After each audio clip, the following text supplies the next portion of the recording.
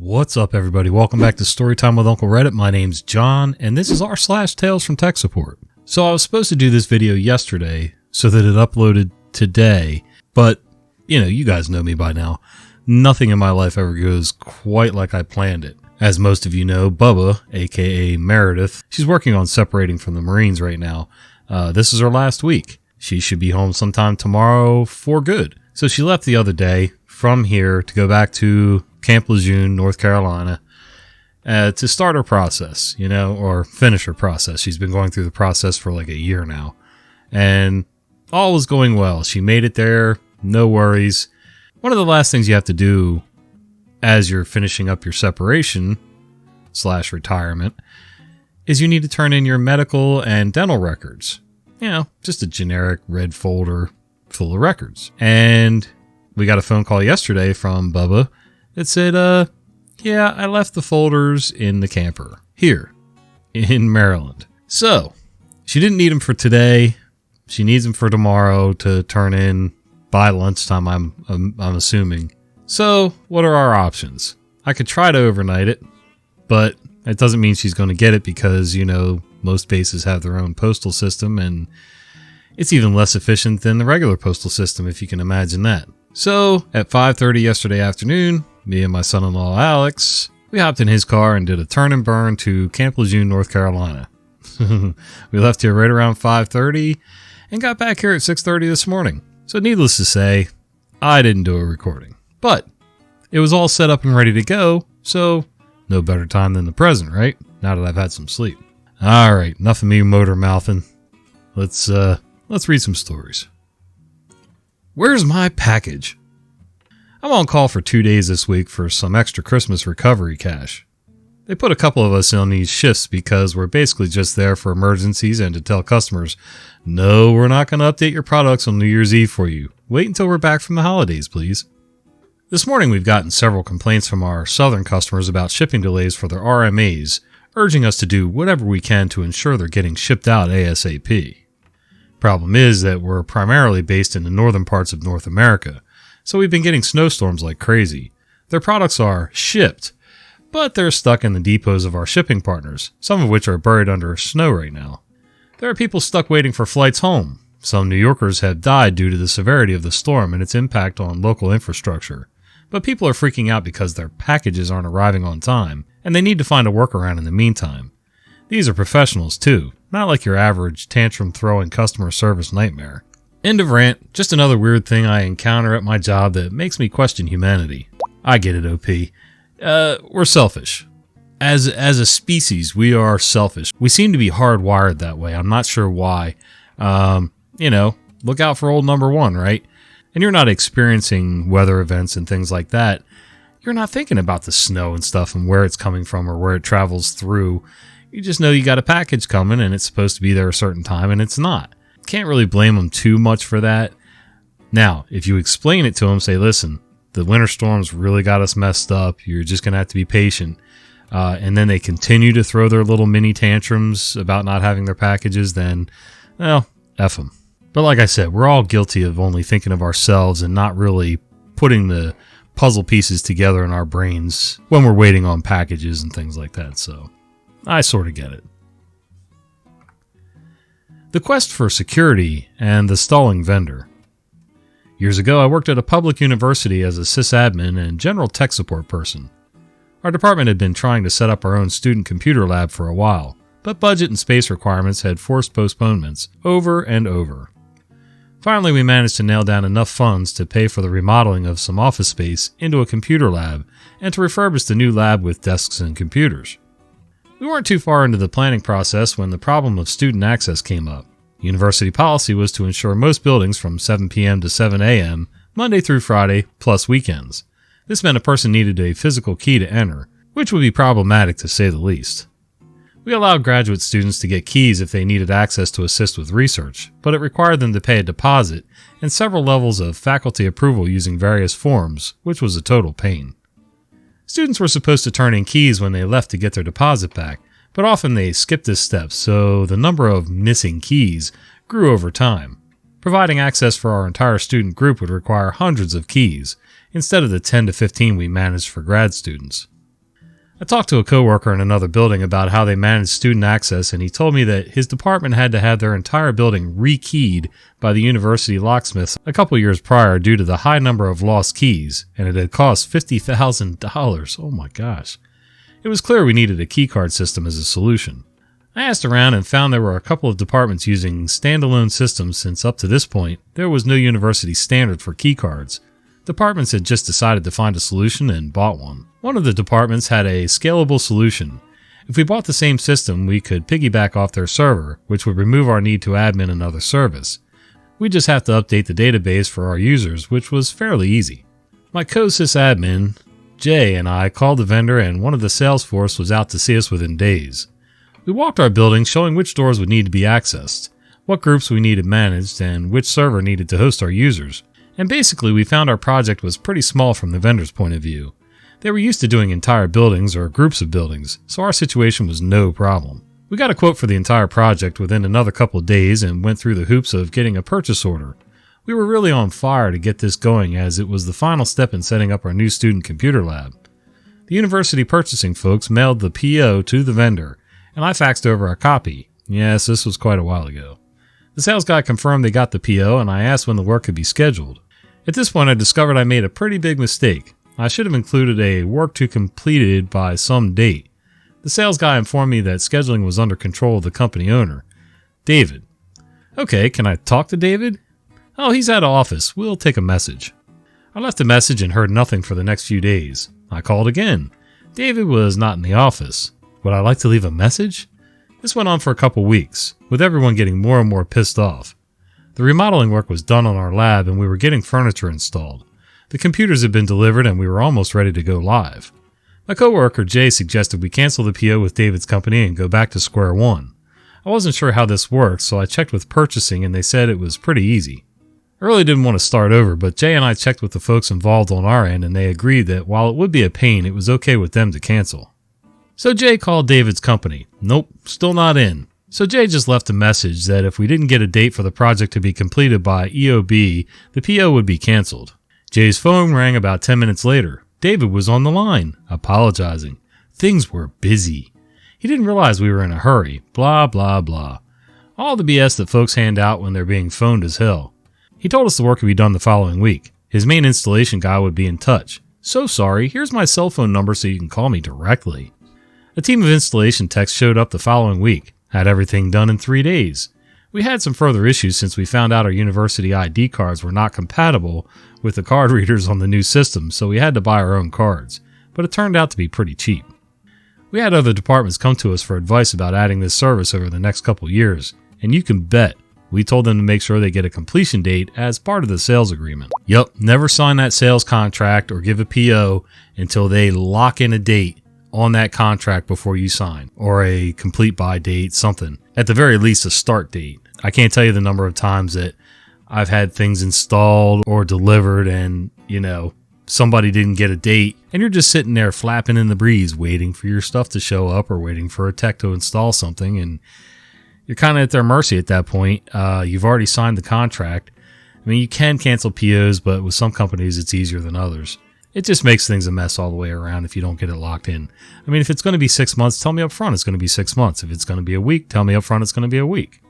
It's not that hard. Shouldn't be anyway. An old hat. Check your cables, people.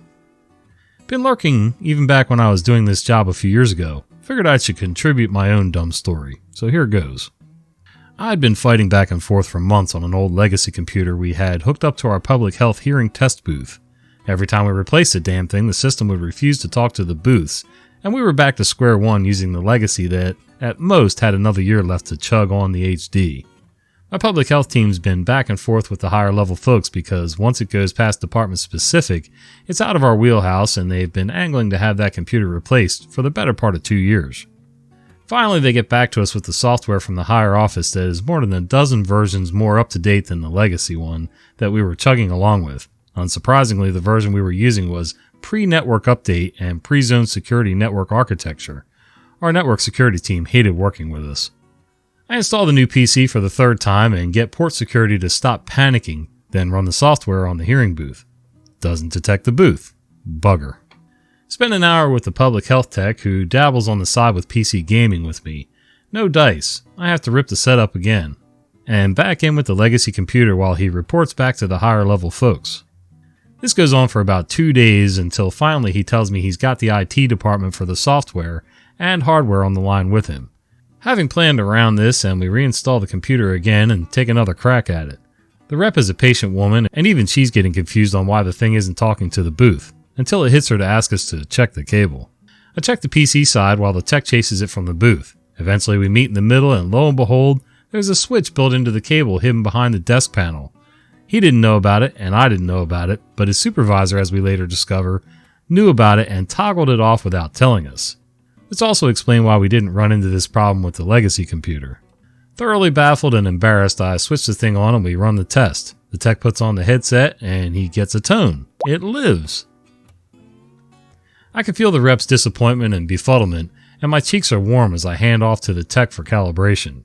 I head back upstairs and wait for him to message me later, letting me know I can close the ticket out. Got roasted by my coworkers for that one for a month when our CIO saw my write-up about the situation. Oh dear. Well, to be fair, I don't know. If you didn't run all the cables yourself and set them all up, you may not even know there's a built-in switch. A long time ago, I worked on school buses, mostly retrofitting new equipment to old school buses and setting up and fitting out new school buses that came directly from the manufacturer for school districts. And every once in a while, you'd get a device that had an inline fuse instead of a fuse back at the fuse block. And nobody would tell you, and it didn't show on the specs. They were just pretty generic specs. They really didn't get into that much detail. And, if something went wrong and didn't power up, either the fuse was blown or wasn't there to begin with. So you'd go to the fuse block, and you knew all the wires were there. Yeah. And then when you put your tester to it, and it shows no continuity and all that stuff, oh, okay, so we trace the lines, and somewhere buried in that bus is an inline fuse. Fabulous. I don't mind an inline fuse that's at the equipment itself. It's when they run the cable, like a power cable, through the floor for like a wheelchair lift on the side of a bus. And then the inline fuse is under the floor somewhere, and then the power goes all the way back to the fuse block to just direct hook to 12 volt or something. But, it should be either in the little cover you take off at the unit, or in the fuse block. It shouldn't be under the bus, which is why it kept blowing. So, yeah, a little bit of silicone and a lot of heat shrink tubing solved that one. But, yeah, there was always something like that. But, what are you going to do? Deleting your data folder. Short and sweet. You know the players already. User, please help recover my files. I was deleting before I leave. Note, user's retiring Friday. Me, you'll have to check recycling bin. We don't make backups of PCs. User, please do it for me. I don't know where it is. So I remote in. Nothing that they're looking for in the recycling bin. Too big. Must have just been trashed. So I go seeing what I can salvage. My docs produces an error. Pictures, videos, all the same. Me, where did you keep your files? User, C drive. Me, as in directly on the C drive in a folder? User, in users. Me, okay, so in the gears stop turning as I get into C/users and don't see C/users dumbass because they had deleted their entire user folder. It's all gone. Thankfully, only 3 more days until this hell user is gone. So, right. For me, I think the worst part of this story is the fact that something popped up on the screen saying, are you sure you want to do this? Are you sure you want to completely delete this user from the system, blah, blah, blah, from users C? I don't know. People don't read. They just kind of zip through stuff and just assume it's going to be okay. Nope. Laptop repair on 4 hours of sleep shenanigans. Context. I'm IT support in a school with one-to-one Chromebooks for all students. A student comes to me and says their Chromebook doesn't charge in one of the 2 USB-C ports. I test it, and sure enough, it doesn't charge on one side, but does on the other. I tell him I'll have it fixed by lunchtime and give him a loaner. I see something in the port and try to blow it out with canned air. Doesn't work. I open the Chromebook up. This model has a motherboard on the right and a daughter board on the left, each with soldered on USB-C. Since the daughter board is the dead one, I figure I'll just take the daughter board from a donor and swap it. I replaced the daughter board and it still doesn't charge on that side. Just for kicks, I checked the other side, and to my horror, that side now doesn't charge either. Did I brick the motherboard while taking it apart? I now take both the motherboard out and replace it with a donor motherboard that I know works. But again, it doesn't charge. Okay. I plug the charger into my phone. No charge. But this is the exact same charger I just used a few minutes ago to verify the motherboard USB-C port was working. I unplug the charger from the power strip, plug it back in, and now it charges my phone. Phew. Well, while I have the original daughter board out of the machine, I take my tweezers and dig some crud out of the USB-C port. Probably should have done that before taking the thing apart in the first place. I put it back together with the original motherboard and daughter board, and everything works great. The student should be back any time now to pick up his Chromebook. Okay, so I'm a little confused on this story. The original parts are back in and everything works. Was it just the crud in the USB-C port? And if so, was it on both sides? I'm confused. I don't know. Fill me in down below. Uncle Reddit's brain dead. The wrong screwdriver. I was sitting at my desk early on a Friday afternoon when my phone rang. It was Kevin. This wasn't going to go well. Kevin, I'm assembling the units for customer and one of the boards failed the testing. Me, swap out the bad board with another one. I'll look at the bad board later. Kevin, I can, it won't come out. Me, what? Don't touch anything, I'll be right there. I worked at a small company. Everybody had extra duties in addition to their official jobs. The head engineer was also the network admin and handled all support for network issues. The head programmer was also the sysadmin and was tech support for the servers. In addition to my official duties, I was also tech support for all issues related to assembly and testing of our product. The extra tasks kept interfering with our real jobs, so more help was needed. Enter Kevin. Kevin was hired directly by the CEO, bypassing all the unnecessary hiring procedures, such as verifying that he was competent. As far as the CEO is concerned, Kevin was some kind of golden child who could do no wrong, despite all evidence to the contrary. Our company sold a specialized, expensive product. Each unit cost far more than my annual salary. It consisted of a main chassis into which multiple accessory boards could be installed. The boards locked security into place, but as extra insurance against them vibrating loose during shipping, each board was also held in place with 4 tiny screws. For reasons, we used Posi drive screws. Posi drive screws have a plus sign, recessed that looks very much like the more common, in the US, Phillips screw heads, except the slots are parallel instead of tapered. A Phillips screwdriver will not fit correctly, and trying to use one will likely damage either the screw head or the screwdriver. The assembly manual had very clear instructions to only use Posi drive screwdrivers, that the screws must be tightened only by hand and they must only be tightened until fingertips snug. Each assembly workbench had a copy of the manual. A laminated full-page, bright yellow, highlighted warning to only use Posi drive screwdrivers when installing the boards was mounted at each bench in a location that would be impossible to miss. 2 of the correct Posi drive screwdrivers were attached to each assembly bench with anti-static tethers, so it would be impossible for the correct screwdriver to be out of reach when assembling a unit. Also, there was nothing in the entire lab that used Phillips screws, so every Phillips screwdriver was removed from the lab so it would be impossible to accidentally grab the wrong one. We made sure that every multi-bit driver set in the lab contained the correct Posi drive bits, and all the Phillips bits were removed. All powered screwdrivers were banished from the lab. Clearly, it would take a very special talent to make a mistake with this part of the assembly. Kevin apparently had that talent. I entered the lab to see Kevin struggling to remove one of the screws from the bad board, using a Phillips screwdriver. The screw head was completely stripped out, with nothing left for the driver to grip. Not just this one, but all 4 screws on this board, and all 4 screws on each of our other 2 boards in this chassis, and on all 3 boards in each of the other 2 units in the order. Kevin had used a powered screwdriver with a removable Phillips bit to install all of the screws. Instead of stopping when they were snug, he kept on grinding away until the screw heads were completely drilled out.